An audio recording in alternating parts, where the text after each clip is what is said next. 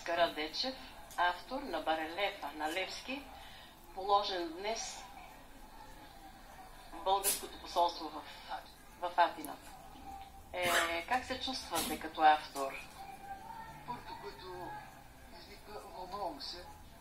Вълнувам се, че направих, т.е. дали съм достигнал до него елик, това вече хората ще го кажат, но се вълнувам, че създадах барелеф на Василевски. Това е чест за всеки скулптор. Колко време ви отне това? 2 месеца и половина. 3. 2 месеца и половина, 3. Да, работи върховно. Какво ще пожелаете на българите в Атина, в Гърция? Малка частица, вие всички, ако може да носим от него, би било добре.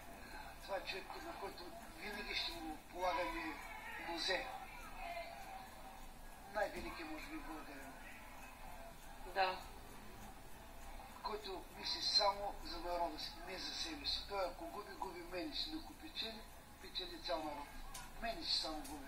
Добре, благодаря ви. Желая ви успехи и всичко хубаво. Нататък да продължавате с сполучливи барелефи. Живо и здраве и успех във вашия вестник. Всичко хубаво. Благодаря.